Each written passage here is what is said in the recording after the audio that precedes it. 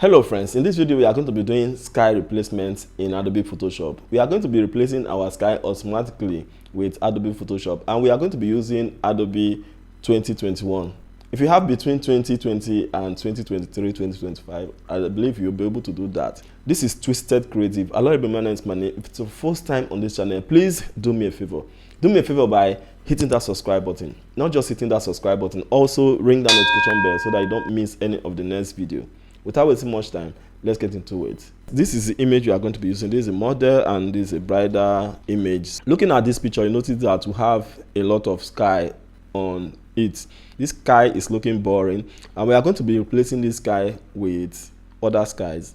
So I know you'll be wondering where we are going to get these skies from. We are not going to download any sky. It's right inside Photoshop. Let's create extra copies. Let's use our Ctrl J to create extra copies so as we'll be able to see the before and after.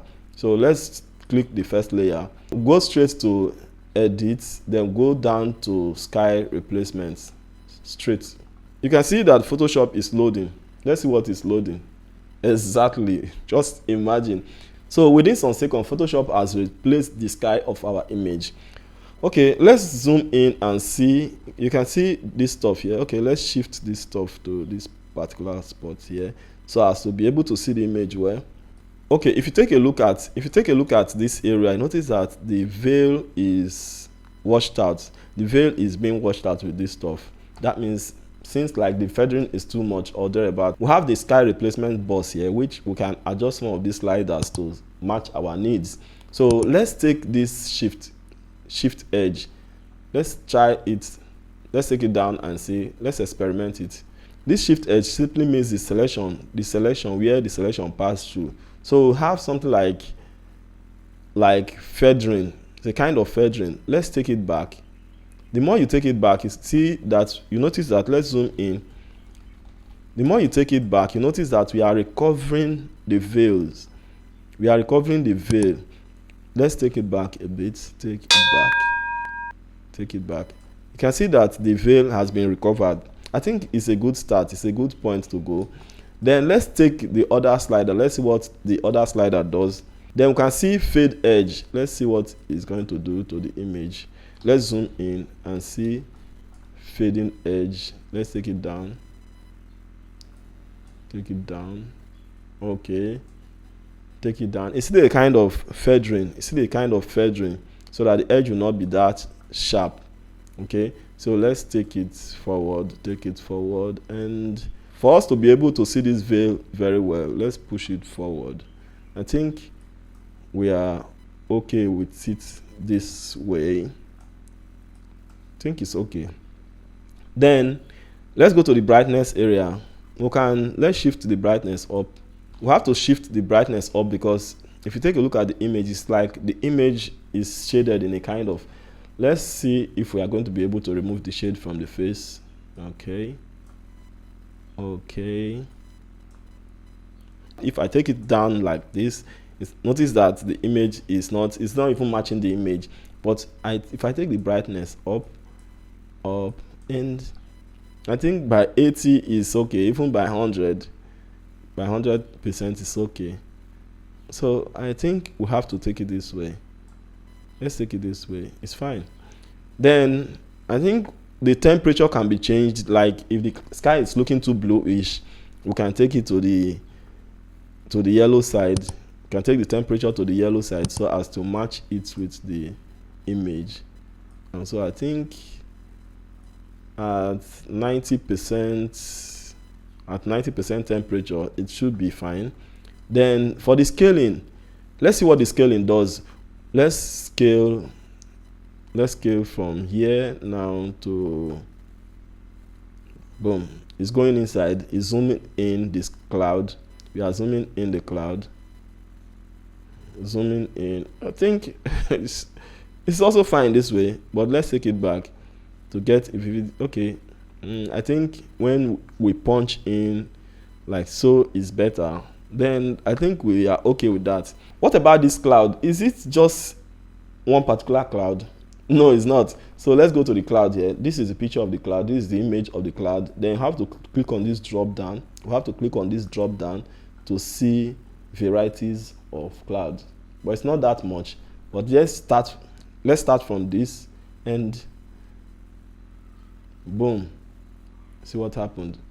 Then the next one, you can see what's happening. Okay, the next one, I think, okay, let's see if this was the one we used. This was the one we used. This is the original one we used. That's why the setting is still there. Okay, let's try the next one. Let's try the next. You can see there are varieties of clouds here which you can choose from. Let's see. Let's see the other one. They are so amazing. See, get rainbow like stuff. Look at rainbow. It's so amazing. Let's go to the next one, which is, wow.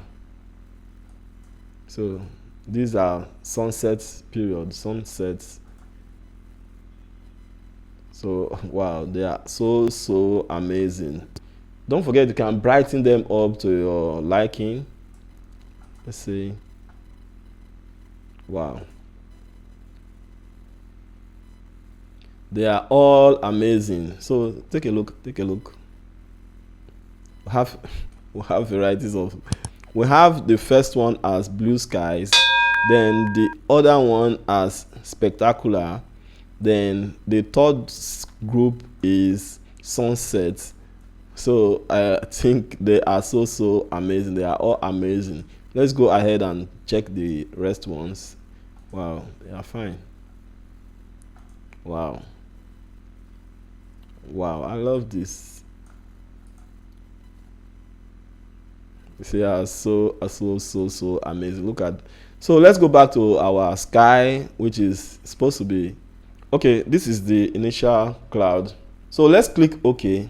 Let's click OK and see. Let's hit OK. So after clicking OK, you notice that some layer marks has been created here. So let's take a look at what are these layer marks for. Let's see what these layer marks are covering. So this one is the sky and the selection. Okay, this is the brightness. With this layer put on like this, you can notice that the image is a little bit darker. The top side of the image is a little bit darker. Let's put it off. You can see the image becomes normal. So that means that some part of this image are being covered with the selection here, with the brightness here. So we have to enable this. Then select the layer marks. Take our brush tool. Then make sure we are using soft round brush. That means our hardness has to be at 0. Then we can go in there with our opacity at, let's say 50, opacity at 50, then flow at 50. As long as the layer mask is not inverted, we have to use black as our foreground, which we have to use our X to toggle between the foreground and the background here to get the black on top, and let the foreground be black and the background be white. Then we'll be able to wipe on the face. You can see that as I'm wiping through the face, notice that the face is becoming brighter. So we have to go down also and do within this area also to make sure this area is not darkened automatically. I think that is just the correction you have to make depending on your image. If you are done with that, you can put on this other layer and you notice that your image is good to go. Let's see the before and after. Let's hold our alt down and click on this eye icon to see the before and after. So this is the before and this is the after. This is the before and this is after. Isn't that amazing? If you find this video interesting and you learned something new, please give this video a like. It's going to help in the YouTube algorithm. It's going to help us to continue running this channel. So that is it for today. If you find it interesting, helpful and useful, let us know in the comment section telling us the area it has helped, the area it has not, and the area we need to improve on. Like I said earlier, if it's your first time on this channel, please do me a favor.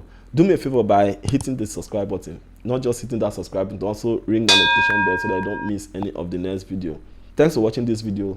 Creative people, keep on creating. See you in the next one. Bye for now.